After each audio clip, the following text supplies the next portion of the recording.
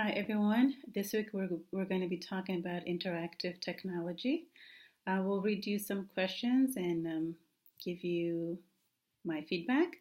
And so the first one is, what experience have you had with interactive technologies as a student or a teacher? One of my assignment was to do a mock teaching class, and as part of that assignment, I had to use one interactive technology. I used a small projector to display my presentation. I did have a small problem with the lighting and learned that the projector had to be at least 3 feet away for it to work properly. And once I got that corrected, I was able to use it. But now that I have had a chance to look at different data projectors, I can make a better choice next time. And the second question is, which rendition of the interactive whiteboard and remote would you choose and why? Which interactive app did you like the most? If you could choose just one for your future classroom, which would you choose? My favorite is the SmartTech. My first experience with the Smartboard was at my daughter's kindergarten class. That was about 7 years ago. I had to volunteer twice a month, so I was able to see how the teacher used the Smartboard as part of her lesson plan. I also saw how engaged the students were, and when the teachers gave them the opportunity to use the Smartboard, everyone was excited and they enjoyed working with it.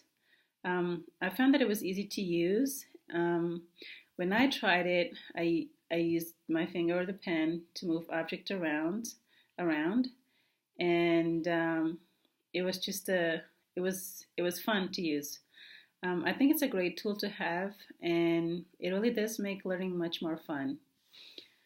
I liked all of the interactive apps, but my favorite was the Seesaw. I saw how much fun the kids had taking pictures of their lessons and then recording their voices, and then for parents to be able to see what their kids were doing at school. I thought it was a great app to have for small children.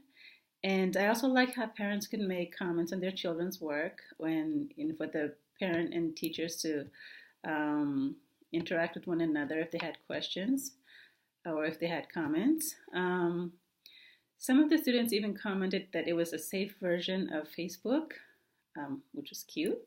I would like to use it as part of my curriculum in the future because I can see how active the kids will be just by using it with different lessons and to communicate with each other.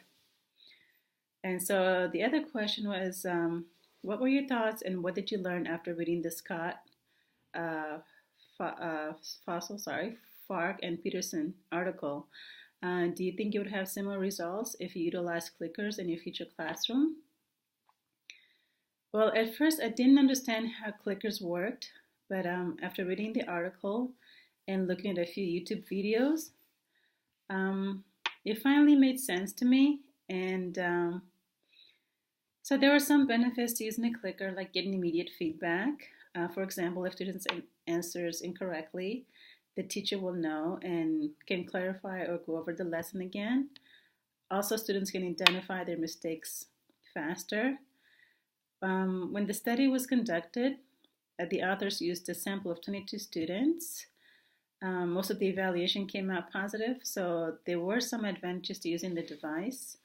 The authors also mentioned that the students who didn't like to speak in class can use clickers to convey their message and so I found that would really help with kids who don't communicate well. I thought it was a good idea. From the reaction of the students, I think it would be a useful tool to have in a classroom, especially for kids with disabilities.